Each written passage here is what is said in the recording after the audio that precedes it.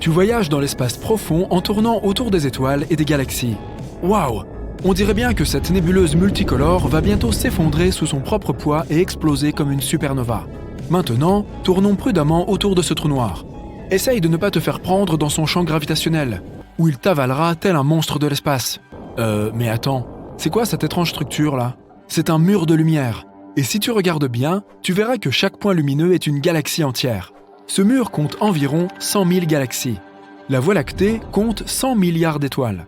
Ce mur contient donc 1 billiard d'étoiles, soit 10 suivi de 15 zéros, qui sont semblables à notre Soleil. On appelle cette structure géante le mur du pôle Sud. Elle est située à environ 500 millions d'années-lumière de la Terre. En comparaison, l'étoile la plus proche de chez nous est Proxima Centauri, et elle se trouve à environ 4,2 années-lumière. Les fusées actuelles pourraient parcourir cette distance en environ 73 000 ans. Du coup, le voyage vers le mur du pôle Sud durerait probablement plus longtemps que notre système solaire lui-même. Ce mur est tout simplement gigantesque, même à l'échelle cosmique. Il fait environ 1,37 milliard d'années-lumière de long. Pour te donner une idée de la taille de ce mur, la Voie lactée ne fait que 100 000 années-lumière de large. Mais tu ne peux pas voir ce mur, même avec le plus puissant des télescopes. Le problème, c'est que la Voie lactée elle-même t'en cache la vue. Elle est si lumineuse que ce mur en est invisible. C'est comme quand tu essayes de regarder le ciel étoilé dans une métropole. La pollution lumineuse ne te permet pas de le faire. Les scientifiques ont pu détecter ce mur galactique en mesurant le décalage vers le rouge. Nous savons que tous les objets de l'univers sont en mouvement. Ils se sont écartés les uns des autres à la suite du Big Bang, qui s'est produit il y a des milliards d'années. Et lorsque les galaxies se déplacent, leurs ondes lumineuses changent légèrement. En mesurant ce changement, nous pouvons connaître la nature d'un objet et comment il se déplace. Et ce mur n'est même pas le plus grand de notre univers. Le plus grand, c'est le grand mur d'Hercule Couronne boréale. Une superstructure géante et plate d'environ 10 milliards d'années-lumière de large. Cela représente environ 10% de l'ensemble de l'univers observable. Et il s'agit aussi d'un mur, soit un amas de galaxies. Nous avons pu détecter cette structure géante grâce à des salves de rayons gamma. C'est l'événement électromagnétique le plus lumineux de tout l'univers. Tu pourrais même le voir depuis les confins de celui-ci. De telles salves sont un événement très rare. Dans la Voie lactée, par exemple, elles ne se produisent qu'une fois tous les quelques millions d'années.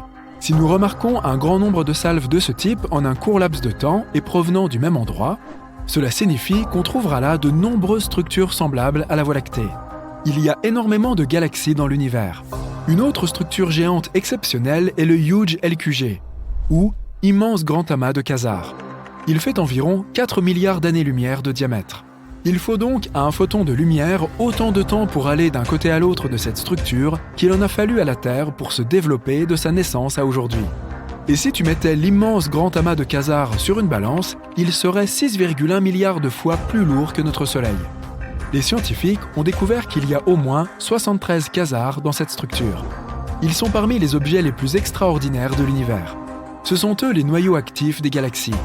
Au centre d'un quasar se trouve un trou noir supermassif. Ce géant dévore toute la matière qui l'entoure. L'immense force de gravité tord la matière autour du trou noir, formant un disque. Et ce disque est la source du rayonnement la plus puissante qui existe. Pour te faire une idée, le rayonnement d'un seul quasar est des dizaines ou des centaines de fois plus puissant que celui de toutes les étoiles de notre galaxie réunies.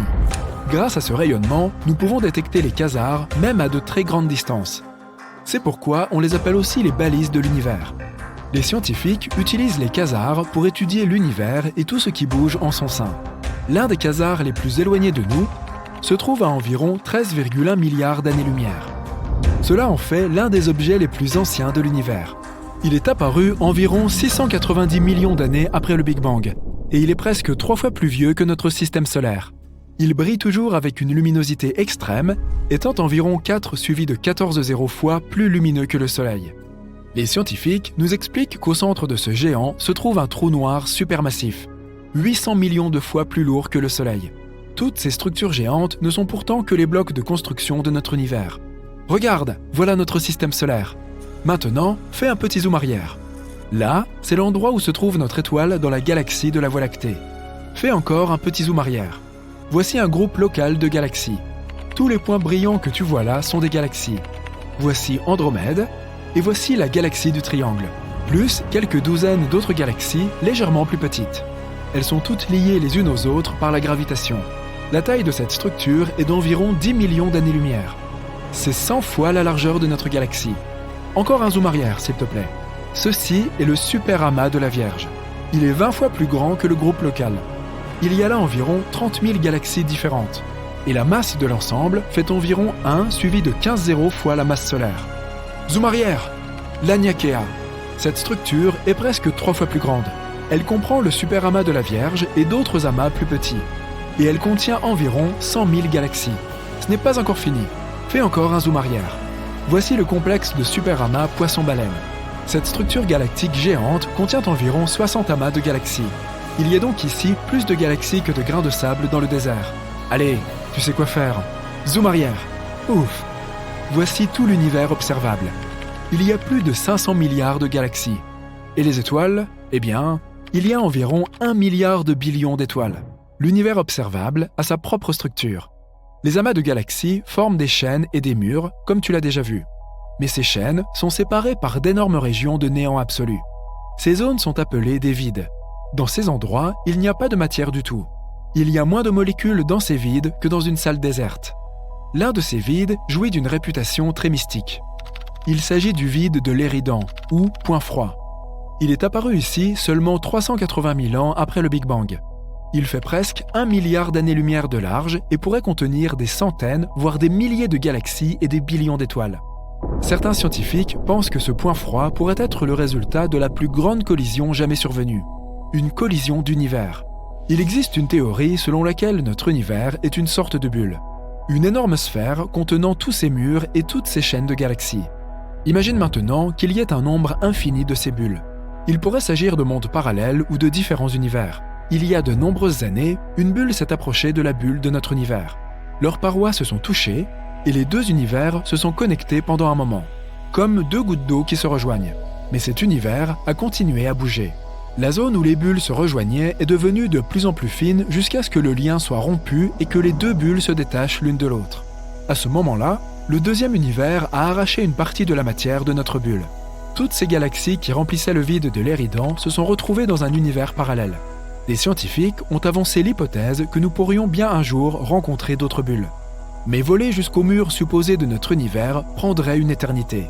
Et il faudrait encore plus de temps pour voler dans l'espace interuniversel. Nous devrons donc utiliser des portails ou des trous de verre. Voici comment cela fonctionne. Imagine une feuille de papier avec un point A d'un côté et un point B de l'autre. Au lieu de traverser toute la feuille de papier, nous plions simplement la feuille, de sorte que le point A se trouve juste au-dessus du point B. Il ne reste plus qu'à faire un petit trou et le voyage ne prend que quelques instants. Certains scientifiques pensent que de tels passages d'un univers à l'autre se trouvent à l'intérieur des trous noirs. Mais comment survivre si l'on tombe dans un trou noir? Il suffit d'en choisir un qui soit assez grand. Tout est une question de gravité. Imagine-toi en train de tomber vers un trou noir en ce moment même. Plus tu t'en approches, plus son effet est puissant. Il s'intensifie à chaque centimètre. À un moment donné, la force gravitationnelle qui affecte ta tête est beaucoup plus forte que celle qui affecte tes pieds. Puis tu te transformes en spaghetti. Miam! Mais si tu choisis un trou noir supermassif, comme ceux qui se trouvent au centre des galaxies, la force gravitationnelle augmente plus progressivement. Ils peuvent être des millions de fois plus lourds que le Soleil et beaucoup plus grands. Mais la force gravitationnelle sur ta tête et tes pieds sera presque égale et tu ne souffriras pas. Qui sait, peut-être que si tu réussis à survivre à une chute dans un trou noir aussi massif, tu te retrouveras dans un univers complètement différent où les lois de la physique n'ont plus rien à voir avec celles que nous connaissons. Mais pour l'instant, ce n'est qu'une théorie. Des trous noirs qui déchirent d'énormes étoiles, des pulsars qui tournent à des vitesses incroyables et émettent de puissants faisceaux d'énergie, des nébuleuses colorées qui créent des feux d'artifice d'étoiles naissantes, des galaxies de toutes les couleurs et de toutes les tailles possibles. Oui, tout cela se trouve dans notre univers, mais il n'est pas infini, il a une limite. Un mur au sens propre, et au-delà, il y a le néant absolu. Alors embarquons pour un voyage vers ce mur. Mais commençons par le commencement. Notre univers est comme une énorme poupée russe. Si tu l'ouvres, tu en trouveras une plus petite à l'intérieur. C'est une galaxie. À l'intérieur de celle-ci se trouve encore une poupée plus petite. C'est notre système solaire. Et la plus petite poupée de toutes est la Terre. Chacune de ces poupées a des frontières que nous allons traverser. Pour cela, nous aurons besoin d'un vaisseau spatial de grande taille. Il doit aussi être capable de se déplacer 100 fois plus vite que la vitesse de la lumière. Tu montes à bord et tu démarres les moteurs. Notre première limite se trouve à 100 km au-dessus du niveau de la mer. C'est 10 fois plus haut que l'altitude des avions de ligne. Ce point s'appelle la ligne de Kármán. Elle sépare l'atmosphère terrestre de l'espace extra-atmosphérique. Maintenant, volons plus loin jusqu'au bord de notre système solaire. Nous allumons les hyperpropulseurs et passons devant Mars, Jupiter, Saturne, Uranus et Neptune. Nous avons parcouru une distance de 100 unités astronomiques. Une UA est la distance entre la Terre et le Soleil. Et voici la limite de notre système solaire, l'héliosphère. Ici, la vitesse du vent solaire diminue rapidement. D'abord, elle passe de 1 million de km par heure à la vitesse du son. Ensuite, il y a une couche appelée l'héliopause. C'est là que le vent disparaît presque complètement. Puis notre vaisseau subit une vague d'étrave. C'est là que nous ressentons la force du vent interstellaire, qui entre en collision avec la frontière de notre système solaire. Lorsque tu passes cette frontière, tu te retrouves dans l'obscurité de l'espace interstellaire. Et c'est là que tu trouves les deux objets fabriqués par l'homme qui ont fait ce voyage pour la première fois dans l'histoire. Il s'agit de Voyager 1 et Voyager 2. Voyager 1 a franchi cette frontière en 2004. Voyager 2 l'a fait en 2007. Ces sondes spatiales ont découvert que l'héliosphère n'est pas une sphère parfaite autour du Soleil.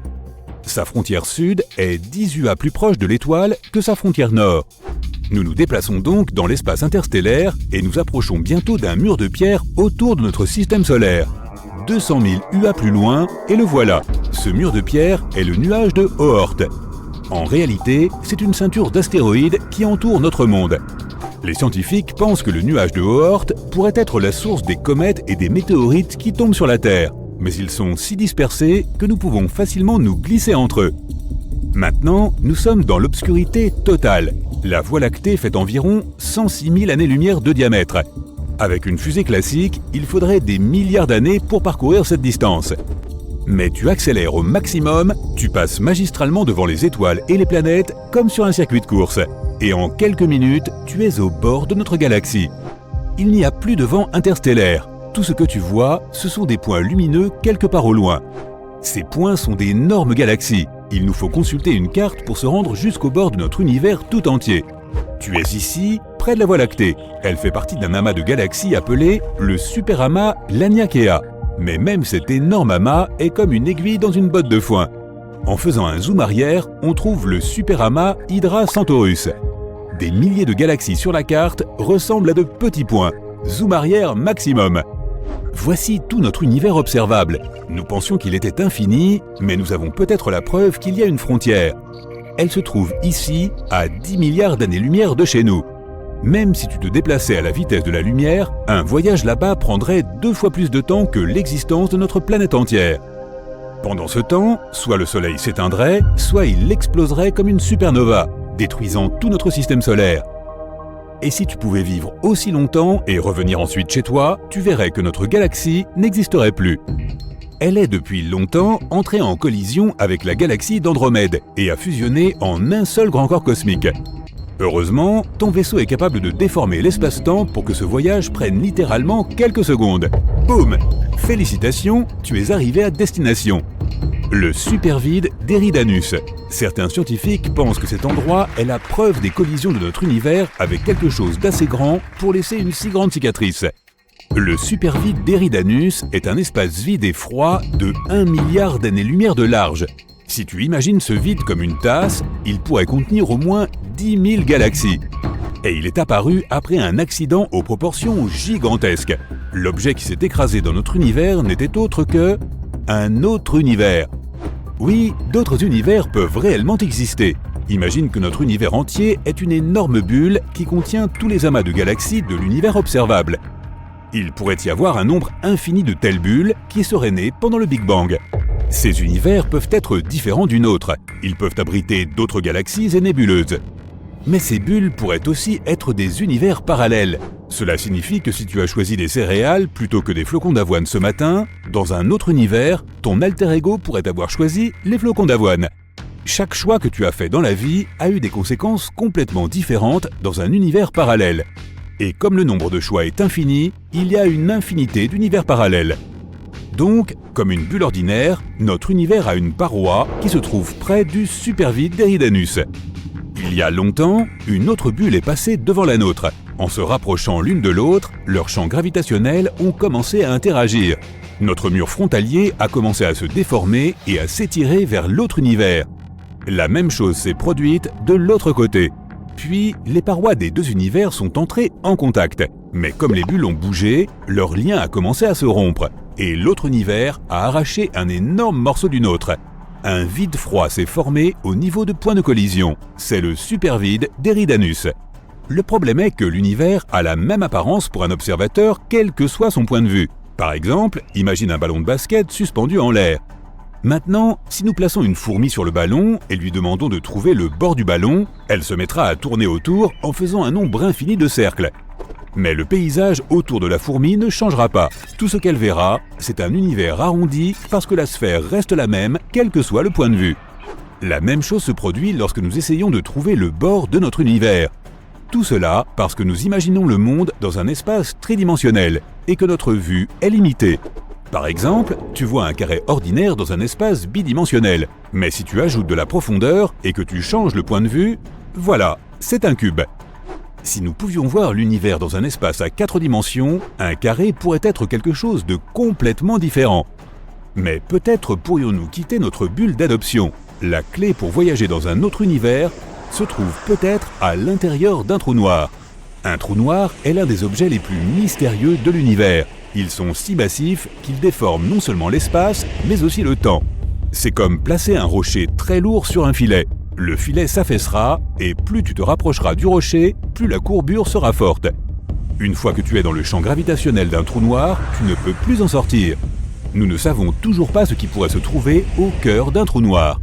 Certains scientifiques supposent que les trous blancs existent aussi. Théoriquement, ils devraient naître en même temps que les trous noirs. À l'exception de la couleur, ils sont l'exact opposé des trous noirs. Rien ne peut s'approcher d'un trou blanc.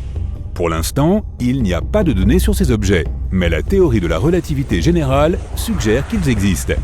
Il existe également une théorie selon laquelle un trou noir pourrait être un portail vers un autre univers. Lorsque tu entres dans un trou noir, tu peux ressortir de l'autre côté par l'horizon des événements du trou blanc. Tu contournes donc la frontière des univers et tu te retrouves dans un monde complètement différent. Mais nous avons peut-être la preuve qu'un trou blanc existe.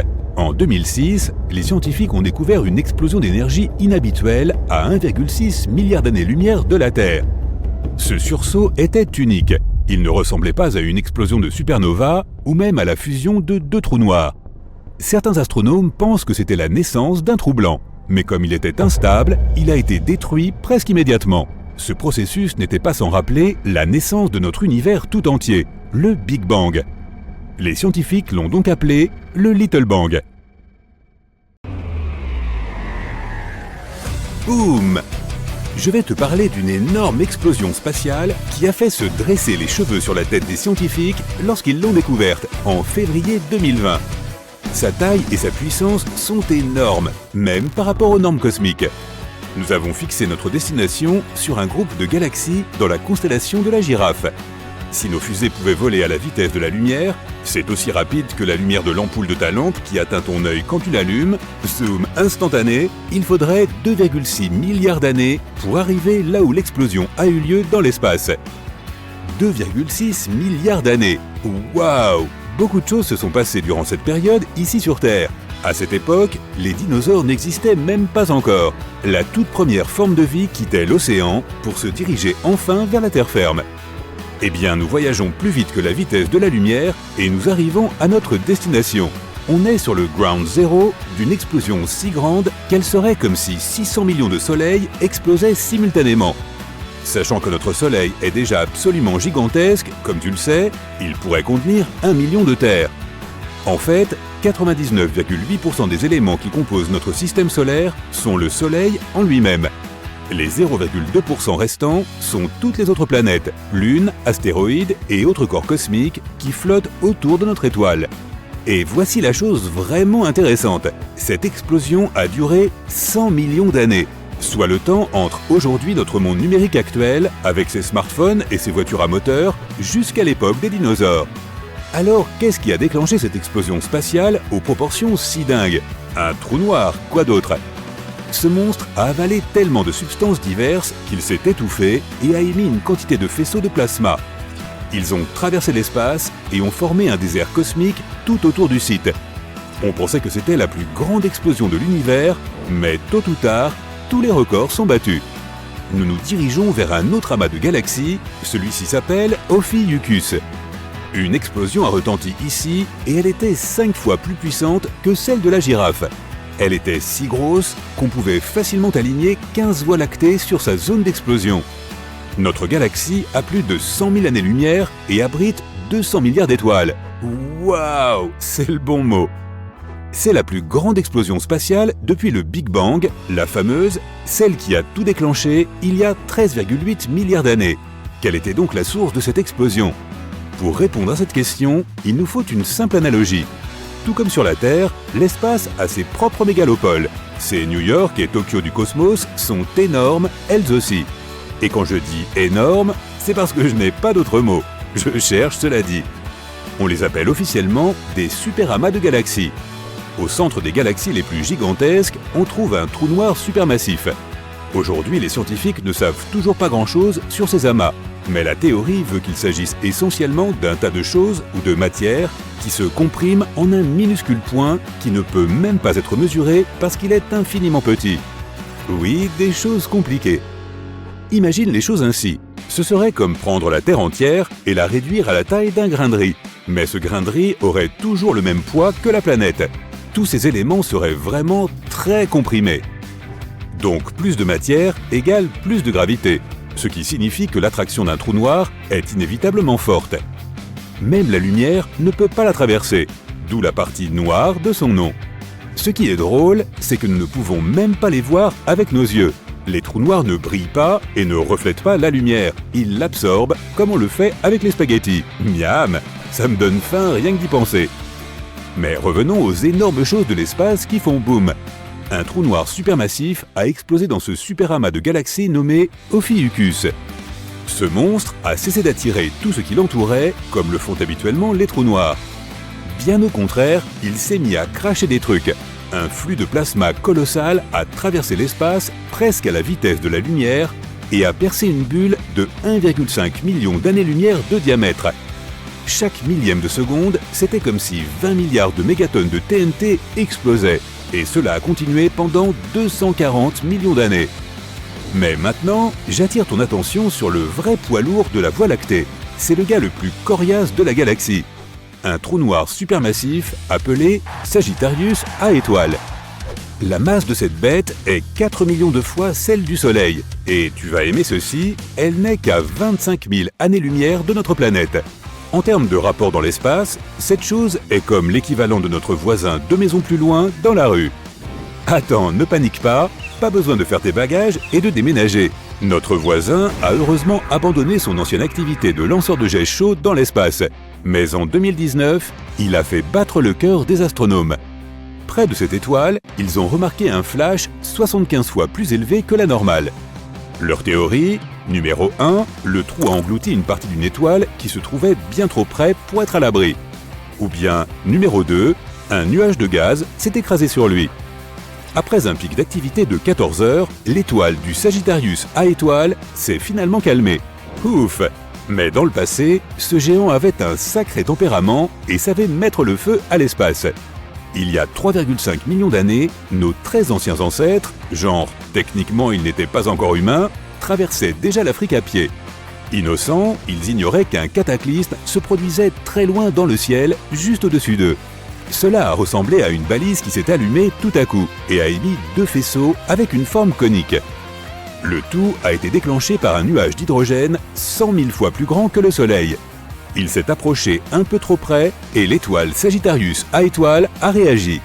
Ces jets de plasma ont traversé l'espace pendant 200 000 années-lumière et ont continué pendant 300 000 ans de plus. C'est un claquement de doigts sur l'échelle cosmique, mais les astronomes trouvent encore aujourd'hui des traces de ce boom. Les étoiles à neutrons savent aussi comment déclencher de gros feux d'artifice. Elles apparaissent lorsque des étoiles géantes sont à court de carburant et s'effondrent sur elles-mêmes. Imagine que le Soleil en entier soit comprimé à la taille d'une petite ville. Oui, cela rend les étoiles à neutrons incroyablement denses et lourdes. Une cuillère à café de leur matière pèse environ 10 millions de tonnes. Elles tournent extrêmement vite, des centaines de rotations complètes par seconde. Et pour certaines d'entre elles, elles lancent des faisceaux d'énergie depuis leur pôle, ce qui leur donne l'apparence d'un phare cosmique. L'une des étoiles à neutrons la plus intéressante se trouve dans la constellation du Sagittaire. Comme les trous noirs, elle possède une puissante gravité et attire des tonnes de matière. Tout cela s'accumule dans un énorme disque qui tourne. Cette étoile en particulier était alimentée par l'hydrogène d'une étoile voisine. Elle a englouti sa voisine et elle a absorbé tellement de matière qu'elle s'est mise à chauffer. Le résultat, une gigantesque boule de feu lancée depuis sa surface. Les astronomes en ont été témoins le 20 août 2019. Ils ont vu un flash de 20 secondes qui a illuminé l'espace. C'était l'explosion la plus brillante que la NASA ait jamais vue. L'étoile a dépensé pour cela plus d'énergie que le Soleil n'en produit en plus d'une semaine. Mais bien sûr, rien ne vaut le plus grand boom de tous, celui qui a apporté la vie à notre univers tout entier, selon la théorie la plus répandue. Mais d'abord, un petit retour en arrière. Les scientifiques estiment que seulement 5% de l'univers est constitué d'étoiles, de planètes, d'astéroïdes, de comètes, de nuages de poussière, de toi, moi, ton chinchilla, de toute la vie, en gros de tout ce que tu peux voir de tes propres yeux. Alors, que peuvent être les 95% restants? Même si ça a l'air louche, c'est la mystérieuse énergie noire et la matière noire. En termes simples, elles sont comme le yin et le yang de l'espace. La matière noire attire les choses les unes vers les autres grâce à la gravité. C'est la colle de notre univers qui maintient tout ensemble. L'énergie noire fait le contraire. Elle fait que les choses se repoussent et s'éloignent les unes des autres. C'est ce que dit la théorie. Et bizarrement, l'énergie noire fait que les choses qui sont déjà loin entre elles s'éloignent de plus en plus. Les scientifiques peuvent même le constater par eux-mêmes. Plus une galaxie est lointaine, plus elle s'éloigne rapidement de la Terre. Mais ces deux forces n'ont pas toujours été présentes. En fait, il y a environ 13,8 milliards d'années, il n'y avait rien autour. Tout était condensé en un minuscule point infiniment petit. Cela te semble familier? Oui, ce mystérieux point qui rétrécit à jamais se trouve aussi au centre des trous noirs, et c'est ce qu'on appelle une singularité. C'est là que notre science et nos maths s'effondrent. C'est la chose la plus déconcertante qui soit. Mais un jour, ce point incroyablement dense et chaud a commencé à s'étendre dans toutes les directions. Et il a grandi plus vite que la vitesse de la lumière. Il a doublé sa taille 100 fois en une fraction de seconde. Si tu veux plus de détails, c'est 1 centième de milliardième, de trillionième de seconde. Oui, plus le temps passait, plus elle grandissait vite et plus elle était grosse. Et elle s'est agrandie depuis, comme si on faisait exploser un ballon qui n'éclate jamais. Les scientifiques ont appelé cette expansion le Big Bang. Et voilà. Bang! C'est ainsi que tout a commencé, il y a environ 13,8 milliards d'années. Et on ne l'a compris qu'au cours des 100 dernières années. Tout ce que nous voyons dans l'espace aujourd'hui, planètes, astéroïdes, comètes, étoiles, n'était tout simplement pas là au début. Dans les années 1920, les astronomes ont eu l'idée qu'il y a très longtemps, l'univers n'était qu'un seul point. Un point extrêmement chaud, des milliers de milliards de degrés, compact et dense, qui a grossi et s'est étiré à une vitesse inimaginable. À un moment donné, de la matière a commencé à voler dans toutes les directions à la vitesse de la lumière. Le Big Bang a été un chaos total, avec des particules minuscules mélangées à de l'énergie et de la lumière. Oui, un désordre sans nom, mais tout de même, dans la première minute après le Big Bang, la base de tout ce qui apparaîtrait plus tard était presque posée. Il n'a fait chaud que pendant cette énorme explosion. Dès que l'expansion a commencé, l'univers a commencé à se refroidir, un peu comme un gaz qui se refroidit lorsque tu le vaporises depuis une bombe aérosol. Pendant ce processus, une partie de l'énergie a en quelque sorte gelé, tout comme l'eau se transforme en glace. Ici, l'énergie pure a été gelée et s'est solidifiée en matière. 1 minute après le bang, le refroidissement était toujours en cours, extrêmement rapide et littéralement partout à la fois, puisque l'univers n'a pas vraiment de bord. Ce n'était plus seulement un point compact. La base d'une nouvelle expansion et de tout ce qui allait suivre était en train de se former. Tu te souviens de ces minuscules particules de la première phase de boom de l'univers? Elles ont commencé à se regrouper, ce qui a formé des atomes d'hélium et d'hydrogène. Il a fallu environ 3 minutes pour que la plupart de l'hélium et tout l'hydrogène de l'espace soient fabriqués. Ces deux éléments sont les plus courants et les matériaux de base qui ont ensuite formé les premières galaxies et étoiles. Ce n'est pas parce que la base était terminée que la création de l'univers s'est arrêtée après ces 2 premières minutes. Il est vrai qu'après cela, aucun nouvel élément n'a été créé pendant des millions d'années. C'est pourquoi la version initiale de l'univers était entièrement composée d'hélium, d'hydrogène et d'énergie. Mais finalement, les atomes ont commencé à se regrouper lentement, ce qui, après beaucoup de temps, a provoqué la création de galaxies et d'étoiles. Des nuages d'hélium et d'hydrogène se sont regroupés et se sont transformés en étoiles qui avaient des forces gravitationnelles. Notre Soleil est également composé de 3/4 d'hydrogène, tandis que le reste est de l'hélium. Donc un quart ? Oui, mais à des stades ultérieurs.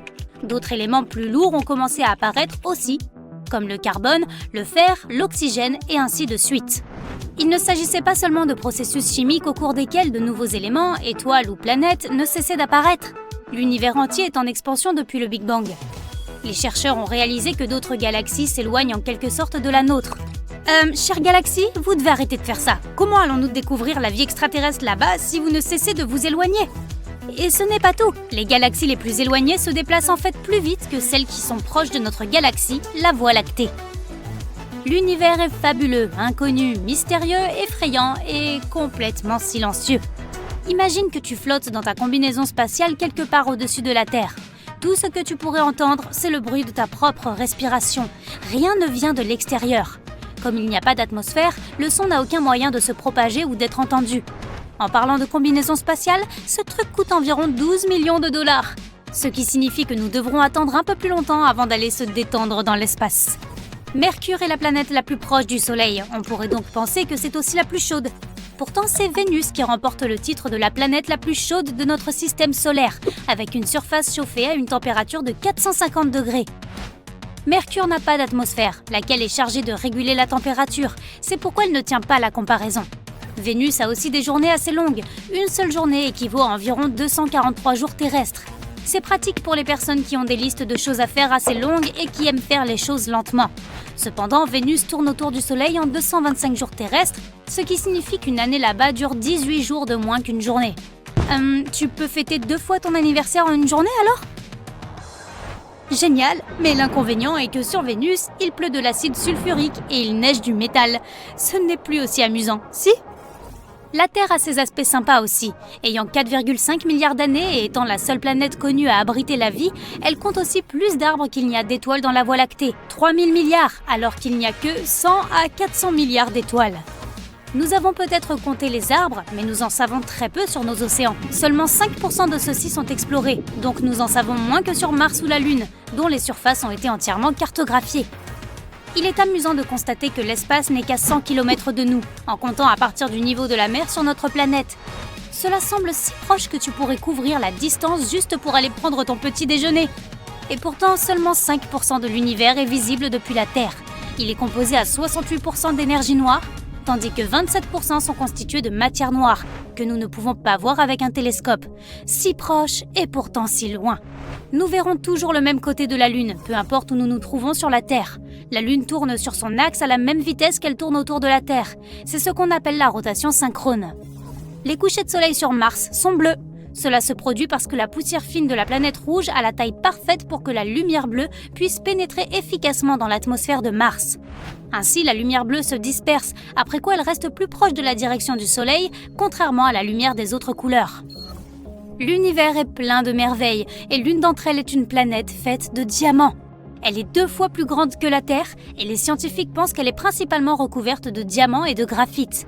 Mais pour t'y rendre, tu auras probablement besoin d'une combinaison spatiale à 12 millions de dollars, ainsi que d'un vaisseau encore plus cher, mais si tu parviens à faire l'aller-retour, tu pourrais facilement le rembourser.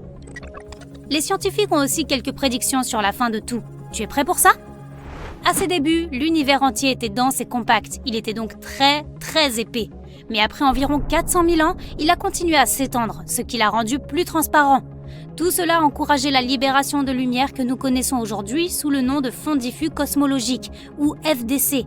C'est comme si tu allumais la télé sur une chaîne vide et que tu coupais le câble. Tu verras des points statiques, noirs et blancs, bouger sur ton écran. Ils sont un peu comme le FDC et aussi une rémanence de toute cette énergie qui a été libérée pendant le Big Bang. Le FDC est toujours là, les astronomes peuvent le voir grâce au télescope à micro-ondes. L'expansion ne s'est jamais vraiment arrêtée, l'univers s'étend toujours chaque seconde à une vitesse incroyable, ce qui fait que tous les objets de l'espace s'éloignent les uns des autres en permanence. Nous le savons parce que le Soleil des autres galaxies apparaît plus rouge qu'il ne devrait l'être. Cela s'appelle le décalage vers le rouge, et cela se produit lorsque la source de lumière s'éloigne de celui qui l'observe.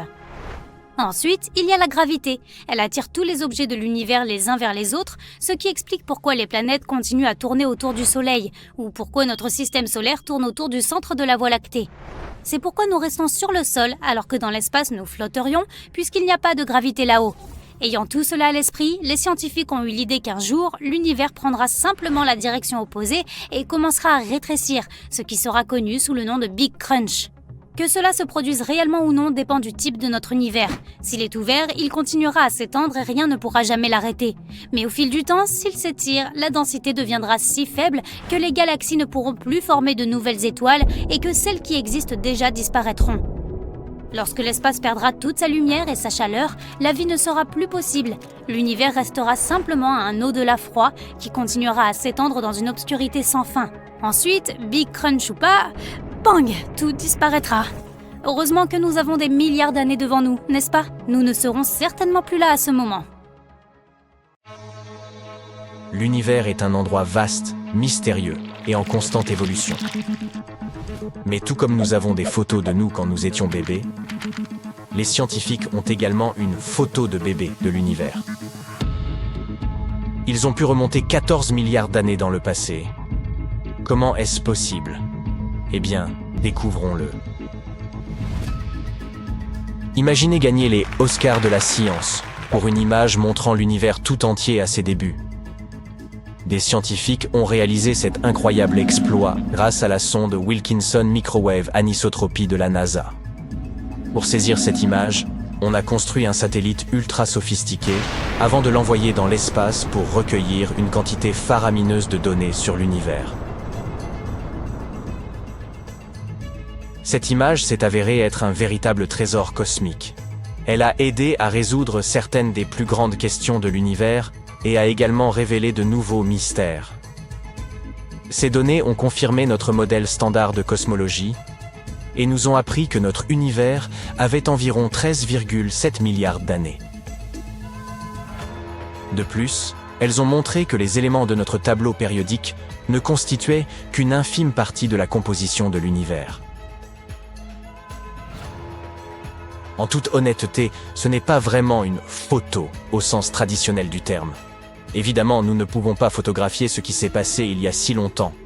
L'image dont nous parlons est ce que l'on appelle le fond diffus cosmologique, ou FDC. Le FDC s'apparente à une faible lumière qui emplit tout l'univers dans toutes les directions. De tels indices peuvent nous aider à comprendre comment l'univers a évolué pour devenir ce qu'il est aujourd'hui. Le FDC est une lueur observable depuis n'importe où. Lorsque vous regardez au travers d'un télescope ordinaire, l'espace entre les étoiles et les galaxies semble plutôt obscur. Mais avec un télescope radio sophistiqué, nous pouvons détecter que cet espace vide et sombre scintille d'une lueur diffuse et uniforme. Elle est tout autour de nous et ne provient d'aucune étoile ou galaxie. Le fond diffus cosmologique est le plus intense dans la partie micro-ondes du spectre radio. Il s'agit d'une merveille gelée, prodigieusement froide, à environ moins 270 degrés. Brrr, c'est plus froid que tous les hivers que vous ayez connus. Cette ancienne lumière s'est formée environ 380 000 ans après le Big Bang, lequel s'est produit il y a environ 14 milliards d'années.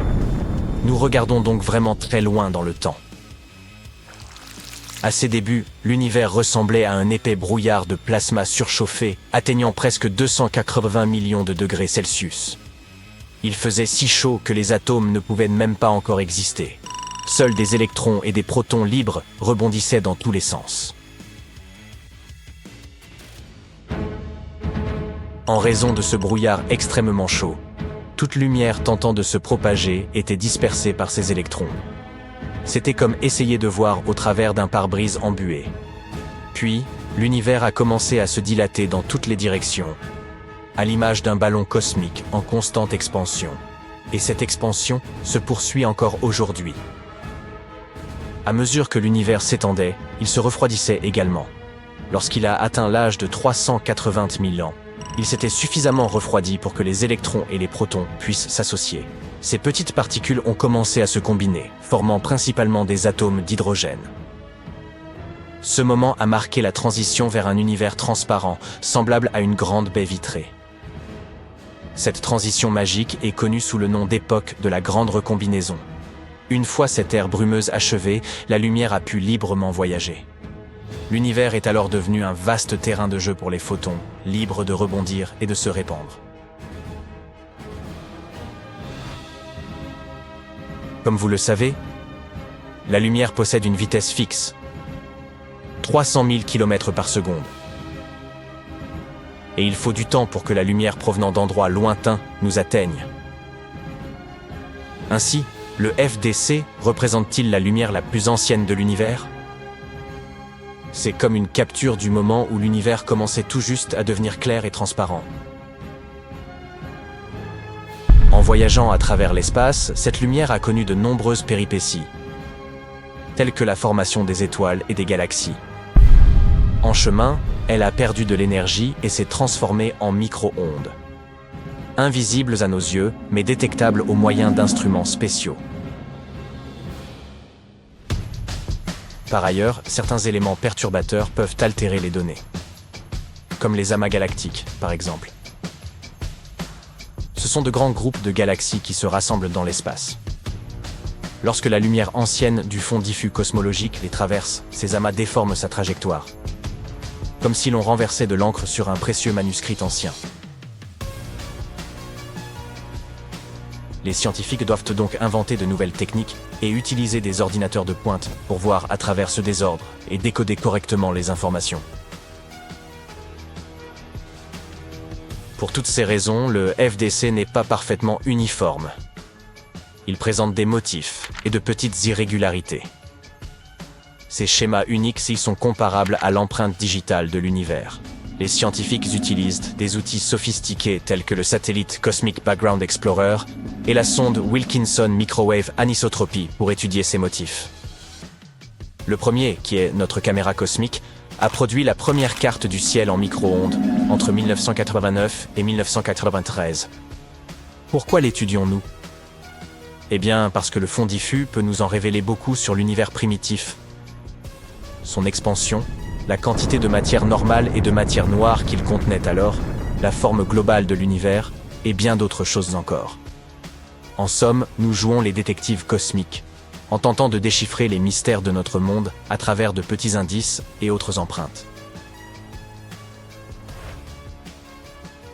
Quels sont les résultats de ces recherches ? Eh bien, des outils impressionnants comme la sonde Wilkinson nous ont permis de découvrir des faits étonnants. Par exemple, nous avons appris que nous ne pouvions en réalité observer que 5% de l'univers. Vous pouvez visualiser l'univers comme une immense tarte cosmique. Les chercheurs ont découvert que 68% de cette tarte était composée de ce que l'on appelle l'énergie sombre et 27% de matière noire. Seul un maigre 5% est constitué de matière ordinaire, celle que nous, les humains, pouvons percevoir. Ainsi, la majorité de l'univers nous est proprement inconcevable. Nous avons également découvert ce qui s'était passé au début de l'univers. Imaginez-le juste après le Big Bang. Il était extrêmement réduit, plus petit encore qu'un proton. Et tout ce que nous voyons aujourd'hui était comprimé dans cet espace minuscule. Les règles de la mécanique quantique, permettant des phénomènes étranges et imprévisibles, étaient alors à l'œuvre. La matière et l'énergie se comportaient étrangement, apparaissant et disparaissant tour à tour.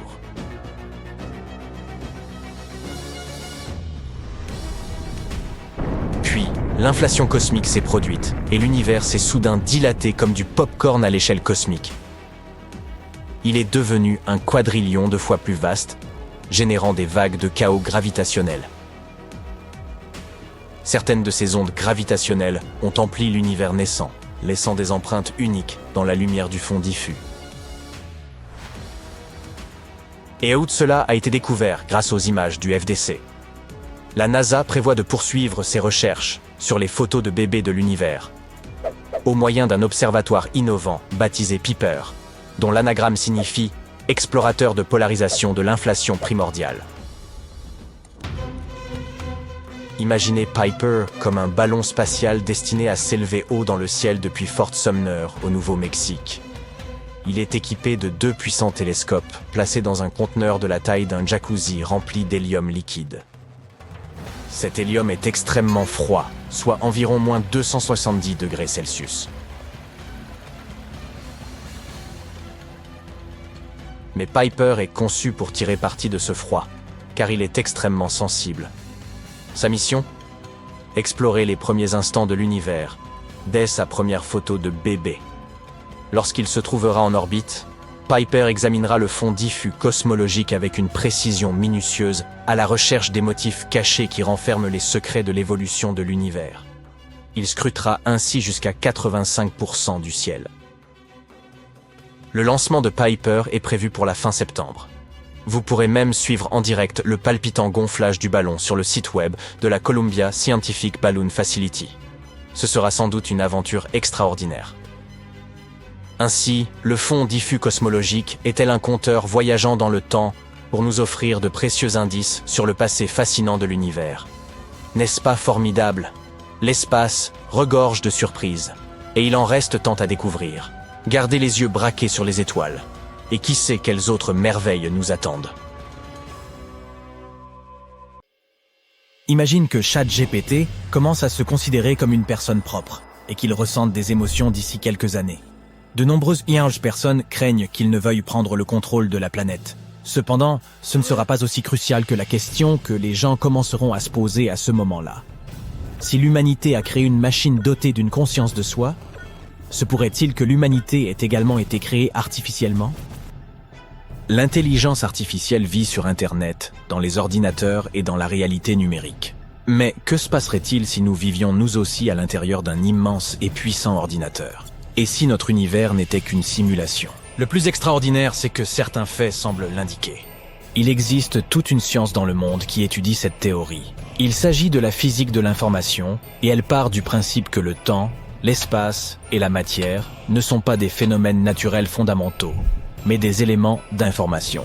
Ces informations forment une projection qui crée les lois de la physique pour nous. Par exemple, nous ressentons le froid et le chaud, non pas parce que les atomes se refroidissent ou se réchauffent, mais parce que leur mouvement s'accélère ou se ralentit. La vitesse des particules peut être assimilée à des bits d'information. Des milliards d'entre eux pourraient former l'image de la réalité. Un jour, le philosophe Nick Bostrom a déclaré qu'une civilisation avancée pourrait créer des technologies si complexes que les simulations de ces technologies seraient indiscernables de notre réalité. Et le patron de Tesla a déclaré en 2016 qu'il n'excluait pas que nous vivions dans une simulation. Les lois de la physique s'apparentent à un gigantesque code que les programmeurs écrivent lorsqu'ils créent des applications ou des jeux. Pour beaucoup d'entre nous, toutes ces équations trigonométriques complexes et les formules des lois de la physique sont bien trop complexes. Dis-nous ce que tu en penses. Mais les scientifiques qui comprennent cette question voient que le principe à l'œuvre dans ces lois est magnifique. Et cela peut suggérer que quelqu'un ait délibérément créé tout cela. Les mondes virtuels, les applications ou les jeux reposent sur le traitement de l'information. Si tu te plonges dans ces informations, tu verras qu'elles sont constituées de bits et de pixels. Toute image sur l'écran de ton téléphone en est constituée. Et tout processus de transfert de fichiers est basé sur des bits. Ceux-ci s'additionnent pour former des octets, des kilooctets, des mégaoctets, et ainsi de suite, jusqu'à qu'une image plus grande se forme. Et si notre vie est une simulation, elle doit aussi se composer de bits. Dans notre CAS, les pixels et les bits sont les atomes et les autres particules qui constituent notre univers. Il existe à l'intérieur de ton ordinateur et de ton téléphone des processus dont la vitesse et la puissance de calcul sont limitées. Si tu tentes de les dépasser, ton appareil commencera à fonctionner plus lentement. Ainsi, dans notre réalité, il existe également une limite de vitesse maximale. Il s'agit de la vitesse de la lumière. Lorsqu'un objet commence à se déplacer presque aussi vite que la vitesse de la lumière, le temps ralentit également pour cet objet. De même, le temps s'écoule plus lentement à proximité d'un trou noir. Cet objet doté d'une masse gravitationnelle inimaginable pourrait bien être un corps si lourd qu'il surcharge la puissance de calcul du processeur. Il existe également une notion d'intrication quantique, dans laquelle deux particules peuvent être liées même si elles sont très éloignées l'une de l'autre. Les électrons se déplacent autour d'un atome. Ils sont reliés entre eux, et si les propriétés de l'un d'entre eux sont altérées, le second réagira en conséquence. Et même si tu places CS électrons de part et d'autre d'une galaxie, ils conserveront cette connexion. Comment cela est-il possible? Les scientifiques se posent la même question. L'expérience de la double fente est l'une des expériences les plus célèbres à suggérer que notre monde puisse être une simulation. L'essence de cette expérience peut être réduite à une simple thèse selon laquelle le monde n'existerait que lorsque nous le regardons ou interagissons avec lui par le toucher, l'ouïe et nos autres sens. Imagine que tu aies lancé un nouveau jeu sur un vieil ordinateur. Parfois, l'image du jeu se fige. Dans le jeu, tu te tournes vers la gauche et tu vois que les montagnes et la route sont toujours en train de charger. Puis, tu te tournes de l'autre côté et la même chose se produit. En d'autres termes, le monde du jeu ne charge que lorsque tu le regardes à travers les yeux de ton personnage. C'est nécessaire pour faciliter le travail du processeur. Il est beaucoup plus efficace d'obtenir un élément d'information sur le monde lorsque tu le regardes que de faire tourner le monde entier simultanément. Souviens-toi de cela. Et maintenant, passons à l'expérience. Tu disposes donc d'un appareil qui envoie de petites boules de lumière, des photons. Tu lances des photons à partir de l'appareil et ils s'écrasent sur un tableau noir, laissant des traces blanches sur la surface. Maintenant, place une large plaque avec une petite fente verticale entre l'appareil et le tableau noir et bombarde-les à nouveau de photons. Les boules commencent à s'écraser sur la plaque, mais certaines d'entre elles passent à travers la fine fente. Elles s'écrasent sur le tableau noir et y laissent une marque blanche verticale. Tout semble logique. Mais maintenant, pratique une autre fente de la même longueur et de la même épaisseur dans la plaque. Tu libères à nouveau des photons vers la plaque. Certains d'entre eux passent à travers les deux fentes. D'après toi, à quoi devrait ressembler la trace sur le tableau? 2 bandes verticales blanches, n'est-ce pas? Jette donc un coup d'œil à la plaque. Elle est couverte de nombreuses lignes verticales.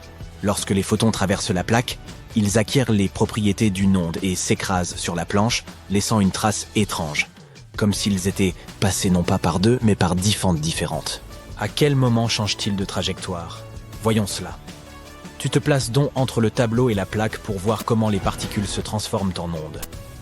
L'appareil libère des photons. Ils passent à travers les 2 fentes. Rien d'anormal.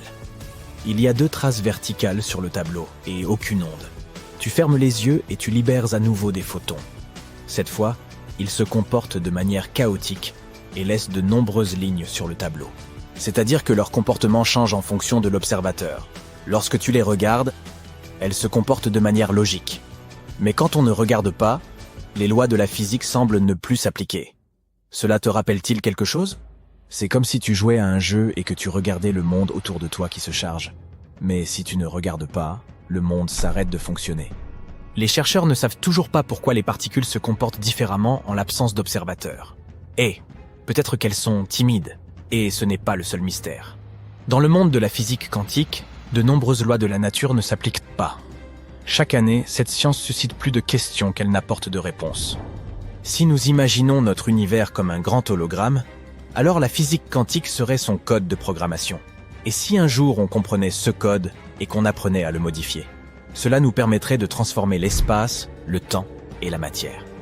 Toute réalité pourrait être réécrite.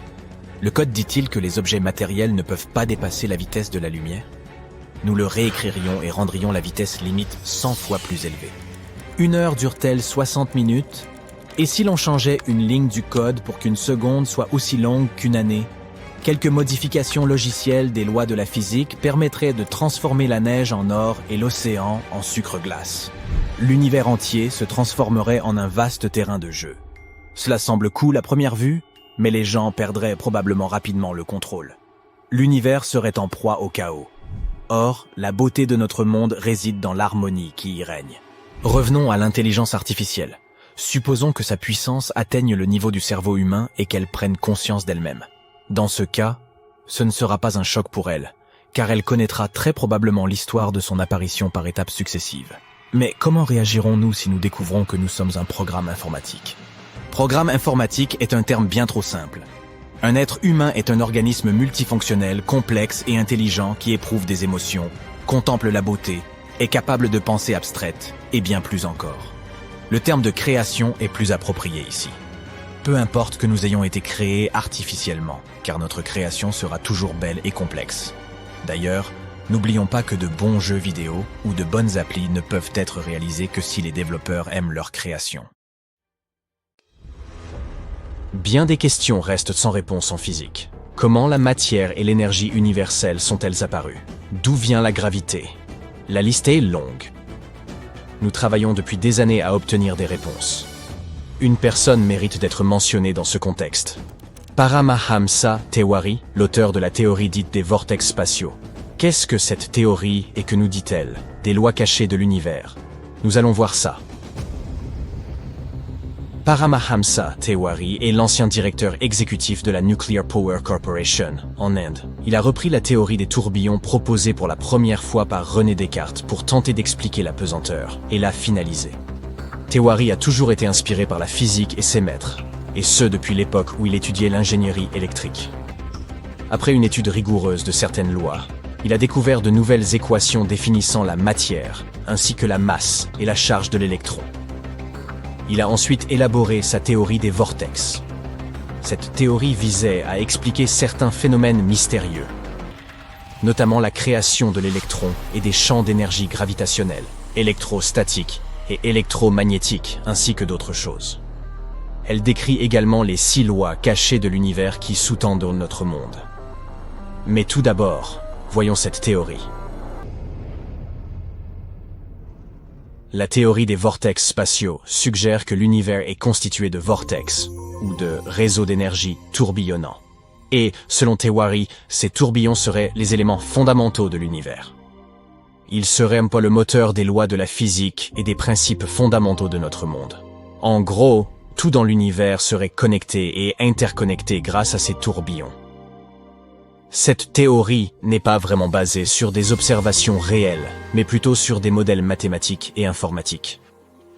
Par exemple, certains modèles informatiques ont montré comment ces tourbillons fonctionnent en hydrodynamique et en physique des plasmas. Ils ont montré que les tourbillons dans ces systèmes peuvent avoir un point d'attraction central et être interconnectés. D'autres modèles ont permis d'étudier comment l'énergie se déplace à l'intérieur des tourbillons, en créant différentes fréquences et vibrations. Mais certains experts ont reproché à Tewari de n'utiliser que des modèles et des simulations. La plus grande critique est que cette théorie ne peut pas être réellement testée. Elle repose sur les mathématiques et non sur des données expérimentales. Pour cette raison, elle n'est pas acceptée de manière officielle par les scientifiques. Mais elle est tout de même intéressante et apporte un point de vue unique sur l'univers et notre compréhension de ses lois. Par exemple, selon Tewari, l'univers posséderait des principes cachés qui seraient à l'origine de la création de la matière fondamentale, de son assemblage et de son mouvement. Quelles sont ces lois et que nous disent-elles? Jetons-y un coup d'œil. Loi 1. L'univers ne possède qu'une seule entité primordiale, l'espace, c'est-à-dire le vide absolu, qui structure la matière. Selon cette loi, l'espace est l'élément fondamental de l'univers et il est responsable de la structuration de la matière. Elle suggère que l'espace est l'entité fondamentale qui crée et conserve la structure de la matière et que toute la matière de l'univers est constituée des mêmes particules fondamentales, comme les électrons et les positrons.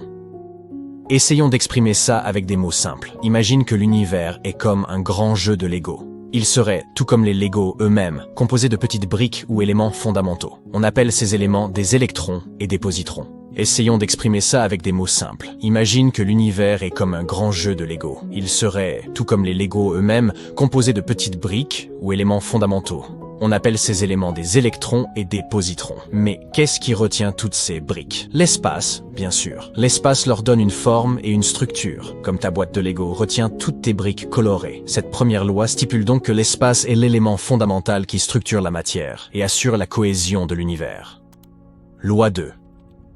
La matière est constituée d'une seule sorte de particules fondamentales, les électrons et les positrons. Cette loi stipule que toute la matière de l'univers est constituée des mêmes particules fondamentales, l'électron et le positron. Ce sont les briques de Lego dont nous venons de parler. Selon cette deuxième loi, ces minuscules particules invisibles constitueraient tout, de l'atome minuscule à l'immense galaxie. Quelle que soit la forme ou la taille de notre construction en Lego, elle est toujours constituée des mêmes éléments. Loi 3. La distribution des champs dans l'espace, telle que reconnue par la physique contemporaine, liée à la matière et émanant d'elle, est issue d'un seul champ fondamental dans l'espace. Cette loi stipule que les champs reconnus par la physique contemporaine, tels que les champs électromagnétiques et gravitationnels, sont des effets découlant d'un seul champ fondamental dans l'espace. Elle suggère que ce champ fondamental est responsable de la création de tout ce que nous observons dans l'univers. Tentons de simplifier les choses. Cette fois, imagine que l'univers est comme un grand terrain de jeu. Les différents champs que nous observons, comme le champ gravitationnel et le champ électromagnétique, sont comme différents jeux présents sur ce terrain. Mais l'important, c'est que nous sommes toujours dans un seul et même espace fondamental, le terrain de jeu lui-même qui maintient tout ensemble. Selon cette troisième loi, sans le terrain de jeu, nous ne pourrions jouer à aucun jeu. Et sans ce champ fondamental dans l'espace, nous ne pourrions observer aucun champ dans l'univers. Loi 4. Il n'y a de vide dans l'espace nulle part dans tout l'univers, sauf au centre des particules fondamentales de la matière, électrons et positrons.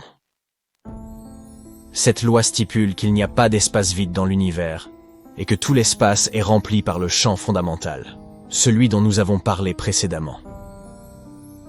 Les électrons et les positrons se trouvent partout, et même les choses que nous considérons comme vides, comme le vide, sont en fait remplis de minuscules particules. Selon cette loi, les seuls espaces vraiment vides que nous pouvons trouver dans l'univers se trouvent au centre des particules fondamentales, électrons et positrons.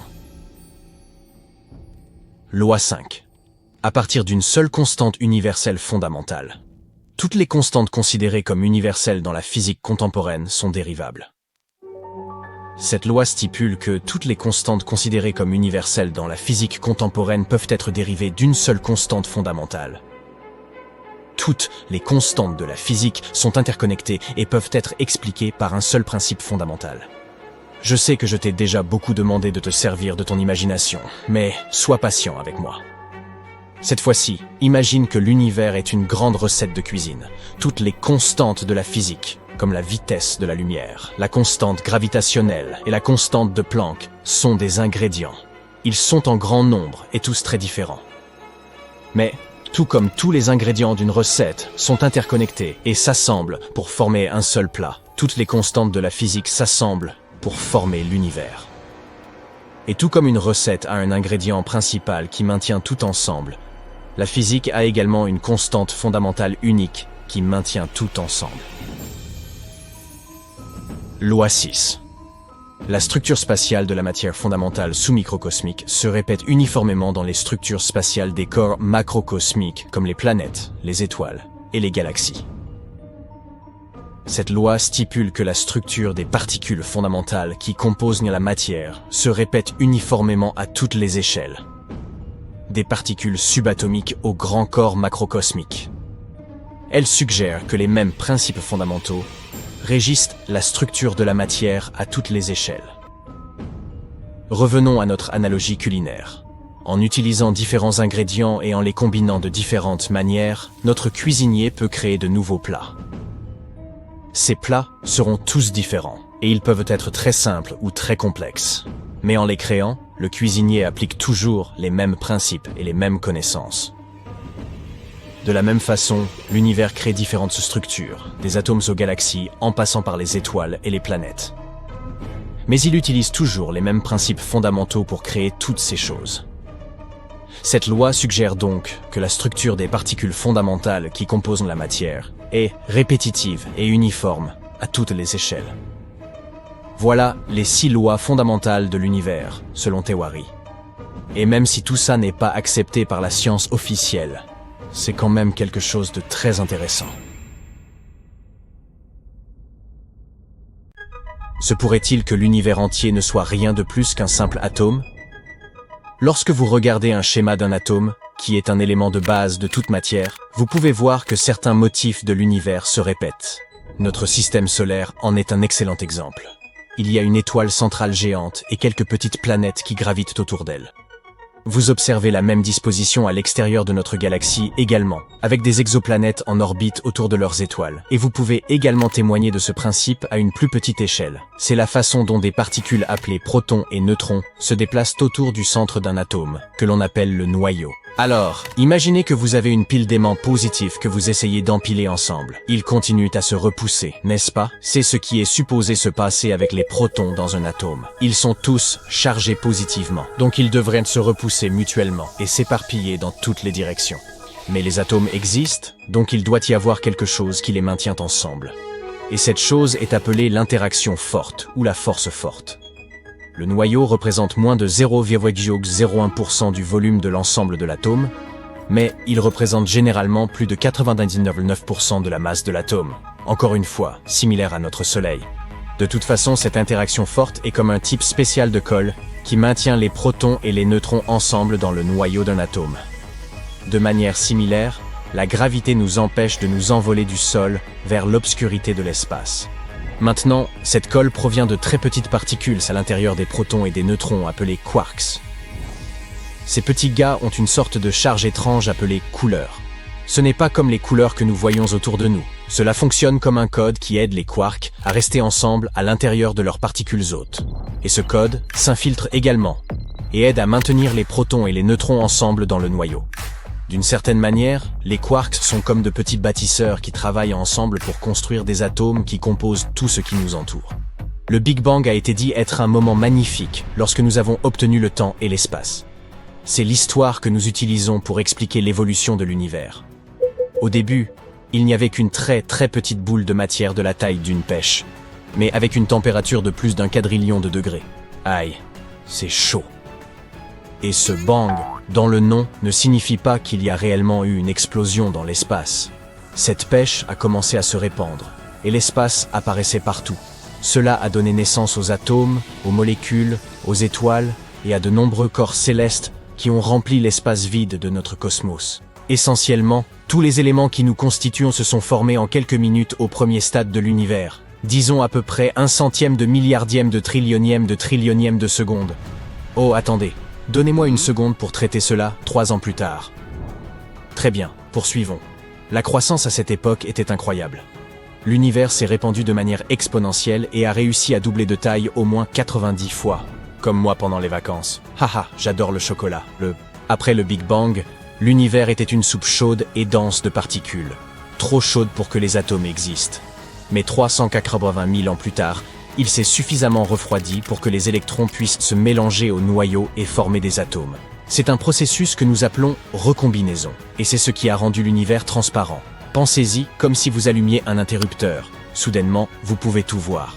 Mais ce n'est pas parce que l'univers est devenu transparent qu'il était lumineux. C'était une période sombre, car il n'y avait pas encore d'étoiles ni de galaxies, comme une grande toile vide attendant que quelque chose y soit peint. Ce n'est que beaucoup plus tard, alors que l'univers continuait d'évoluer, que les étoiles et d'autres objets lumineux ont commencé à se former et à éclairer l'obscurité. Et il a continué d'évoluer, se remplissant de planètes, d'astéroïdes, de galaxies et d'autres choses. D'accord, donc c'est l'histoire qu'on nous raconte depuis quelques décennies. Et je dois admettre qu'elle est plutôt bonne. Les scientifiques l'ont étudiée en détail.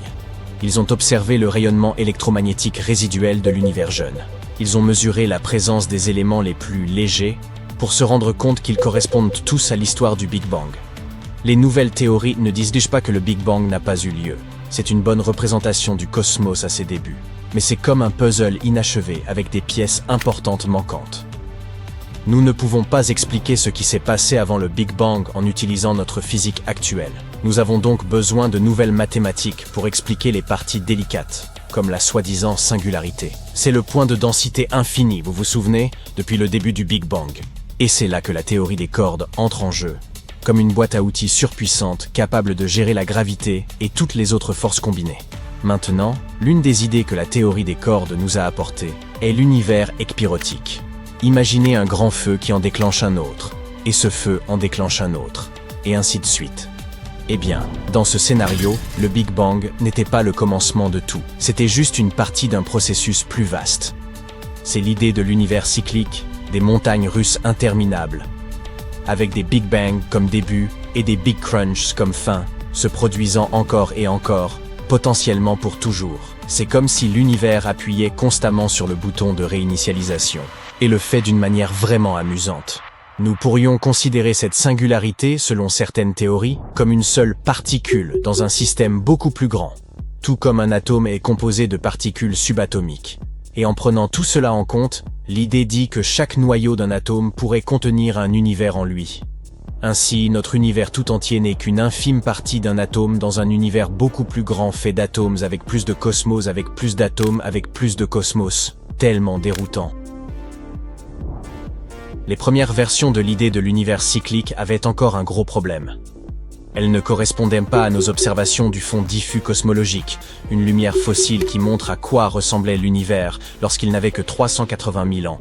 Ainsi, en mars 2020, deux physiciens canadiens, Robert Brandenberger, Ziwei Wang, ont publié une étude qui révélait les mathématiques derrière l'univers cyclique que nous avions manqué auparavant.